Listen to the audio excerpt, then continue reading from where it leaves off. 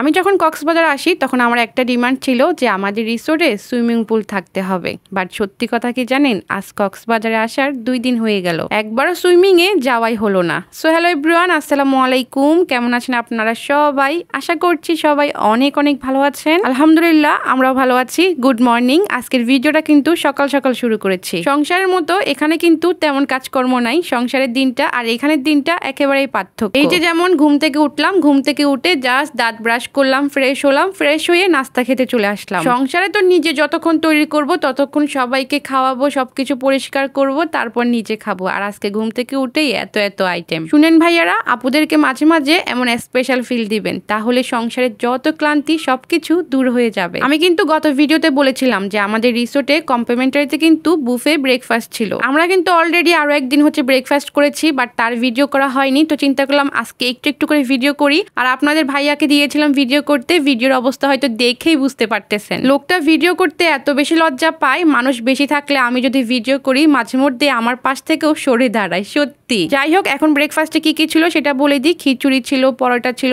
Mix সবজি ছিল, chicken ছিল, ডাল ছিল, আর এই যে এখানে ডিমের পুরো বংশ ছিল। যে যেমন করে ডিম খায় তেমন করে নিতে পারবেন, অমলেট, মামলেট, ভাজি, সিদ্ধ, যার যেমন পছন্দ। আমরাও কিন্তু আমাদের পছন্দ মতো ডিম নিয়ে নিয়েছি। বাসায় আমরা একজন একটা করে খাই, বাট এখানে আমরা একজন 2টা করে নিয়েছি। ব্যাপারটা কিন্তু বুঝতেই পারছেন। এই যে যা যা খাবো আমরা কিন্তু সবকিছু নিয়ে এসেছি। সত্যি কথা বলতে অনেক কিছুই খেতে পারি নাই, অনেক কিছু নেওয়া হয়েছে। যাই হোক, কেউ কিছু মনে করেন না, সত্যিটাই বলে দিলাম। আচ্ছা, এখানে কিন্তু খিচুড়ি ছিল, পরোটা ছিল, ব্রেড ছিল, তারপর 2-3 রকমের ফল ছিল, 3 রকমের জুস ছিল, স্যুপ ছিল, চা, কফি, দুধ, আরো অনেক কিছু ছিল। আরো 2-1টা আইটেম ছিল যেগুলো হয়তো আমাদের ভিডিও করাই হয় নাই। ওই যে আপনাদের ভাইয়া অনেক বেশি লজ্জা পায়। তো যাই হোক, আলহামদুলিল্লাহ ব্রেকফাস্টটা করেছি, করে কিছুক্ষণ রুমে রেস্ট করেছিলাম। আর এখন কিন্তু রুপটপে চলে এসেছি সুইমিং করার জন্য। আমি তো সুইমিং করব না, মেয়ে আর মেয়ের বাবাই সুইমিং করবে। সত্যি কথা বলতে আমার মেয়ে সুইমিং করে অনেক বেশি মজা পেয়েছে। এখানে কিন্তু 2টা পুল ছিল, একটা ছিল বেবিদের আর একটা ছিল বড়দের। বেবিদের যে সুইমিংটা ছিল সেখানে কিন্তু অনেক অল্প পানি ছিল, ওখানে আমার মেয়ে অনেক বেশি মজা করেছে।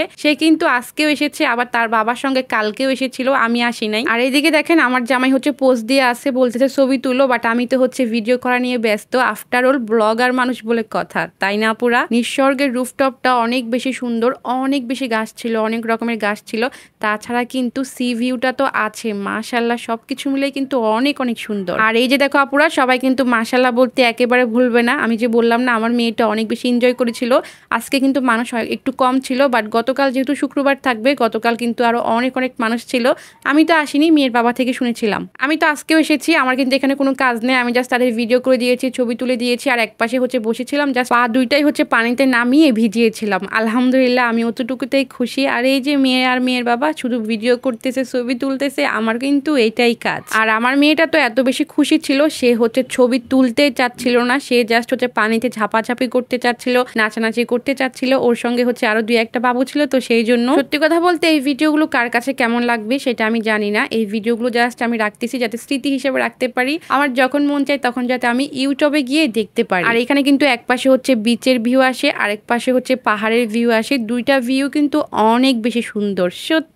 আজকের ভিডিওতে কি সত্যি সত্যি বেশি বলে দিচ্ছি, কারণ কি জানো আপুরা, অনেক আপুরা বলে কি আমার শর্ট ভিডিওগুলোতে যে আপু তুমি যে ভিডিও শেষে সত্যি বলো, ওইটা দেখার জন্যই বা ওইটা শোনার জন্যই তোমার ভিডিও দেখা হয়। তোমরা যখন এই কথাটা বলো, সত্যি আমার কাছে অনেক বেশি ভালো লাগে যে তোমরা আমার ভিডিও পছন্দ তো করো, দেখো তো, তাই না? আর এই যে দেখো আমার আম্মাজান, সবাই কিন্তু মাশাআল্লাহ বলতে একেবারে ভুলবে না, অনেক বেশি কষ্ট করে তাকে ধৈর্য আয়না এখানে বসাইলাম যে বসো তোমার 2টা ছবি তুলে দেই, কারণ এখানের ভিউটা অনেক বেশি সুন্দর আসতেছিল। আর আপনাদের ভাইয়া তো গ্রামের মানুষ হয়েছে, তার জীবন যৌবন সবকিছুই গ্রামে ছিল। সে কিন্তু অনেক ভালো সুইমিং করতে পারে, নৌকা চালাইতে পারে, ভ্যান চালাইতে পারে, অনেক ভালো না এই কাজগুলো করতে পারে। আর সে গিয়ে পানির নিচে ডুবে অনেকক্ষণ থাকতে পারে। আমি তো জাস্ট এই ভিডিওটা অনেকটা কেটে কেটে শেয়ার করেছি। আর আমরা কিন্তু সুইমিং এ একেবারে সকাল সকাল এসেছিলাম। সকাল সকাল বলতে 10টা বাজে নাস্তা করেছি, নাস্তা করার পরপরই চলে এসেছি, যাতে সুইমিংটা একটু খালি খালি থাকে, কারণ আস্তে আস্তে কিন্তু অনেকেই আসবে। এই যে দেখো অনেকে কিন্তু আস্তে আস্তে আসতে শুরু করেছে। এই যে এই পাশে এটা বেবিদের সুইমিং ছিল, আর ওই পাশেটা হচ্ছে বড়দেরটা ছিল। আর এই যে আমার মেয়েকে হচ্ছে এখন এই পাশে নিয়ে আসা হয়েছে। আমি তো এর মধ্যে আমার অনেক আপুদের কমেন্টস পেয়েছি যে আপু তোমার রান্না বাড়ার ভিডিও কখন দিবা। সত্যি কথা আপনাদের কমেন্টস গুলো পড়তে আমার অনেক বেশি ভালো লাগে। আমার কিন্তু ট্যুরের ভিডিও বেশি একটা নাই, আর হয়তো দুই একটা আছে, ওইভাবে এডিট করে যে শেয়ার করে দিব ওইটাও পারতেছি না। বাসায় অলরেডি মেহমান চলে আসছে।